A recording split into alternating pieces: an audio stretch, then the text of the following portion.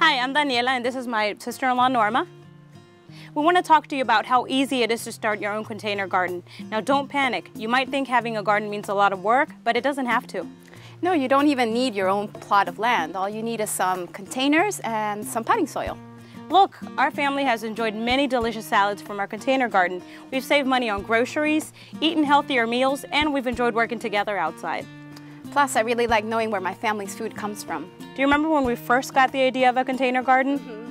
Spring was coming and I thought it would be a nice idea to have a garden. Norma here disagreed. Well, at first I thought you were kidding because we don't have a backyard. I didn't think a garden was possible. But after you explained how it would work out, it made sense. You see, I read an article about container gardening. It's where you plant vegetables in big containers. Our deck was the perfect place for it. Daniela took me to the department store and we picked out some seeds and potting soil. Now, the first time you start a container garden, you're going to have to spend a little money on tools and supplies, but you'll find it's well worth it. Plus, next year you can reuse the potting soil that you bought. And we saved a lot of money by making containers out of everyday items. First, you have to make sure that you clean them. We started out simple by planting a salad garden. We bought seeds for lettuce, tomatoes, cucumbers, and radishes. First, we put soil in the containers that we were planting the seeds in. Since we use recycled containers and paper cups, we had to poke holes in the bottom for drainage. Plants will only be as good as the soil they grow in, so getting the right soil is important. That's why we bought packaged potting soil, because it's the best soil to use in containers. We filled the container up to just below the top, about a ½ inch down. Then we were ready to plant some seeds. My son was so excited about watching the plants pop up and grow. He was. In fact, we asked him to help with the planting. The directions said to grow in cool weather under full sun, sow outdoors, scatter 2 to 3 seeds every inch. When seedlings have 3 to 4 leaves, thin to 1 inch apart, sow a new crop every 2 weeks. Next, we planted the tomato seeds in small paper cups. Right, we just followed the directions on the seed packet, putting a couple of seeds in each cup. We did the same thing with our cucumber and radish seeds. We watered them carefully and waited for the seeds to sprout into little plants.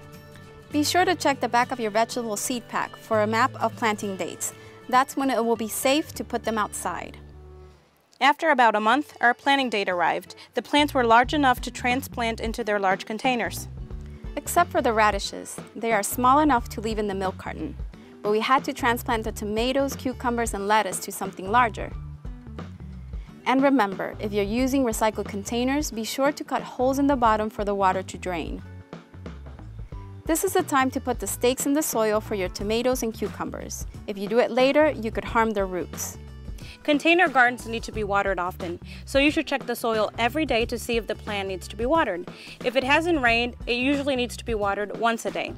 If it's hot or windy, it may need to be watered twice a day.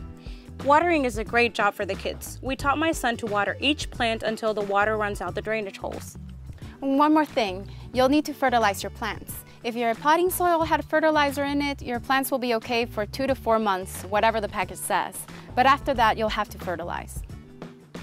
If your potting soil doesn't contain fertilizer, you should add some right away to give your plants a good start. For container gardens, the water-soluble kind is best. Just be sure to follow the directions on the package. Don't add more than the recommended amount or the plants could get fertilizer burn, which can kill them. Also, be sure to follow the safety instructions on the package and keep the package out of your children's reach. That looks yummy. Since we've started using vegetables from our container garden, I haven't had to tell him to eat a salad. It seems that when he helps grow and make the meal, he's really excited about eating it. Starting small with just a salad garden has shown us the benefits of growing our own food. Next year, we're going to expand a bit, grow bell peppers, jalapenos, and cilantro so we can make our own fresh salsa. That sounds great. In the more information section, you'll find other resources, a chart with container sizes for each plant, a list of items that you need to get started, recipes, and more. Happy gardening! Yes!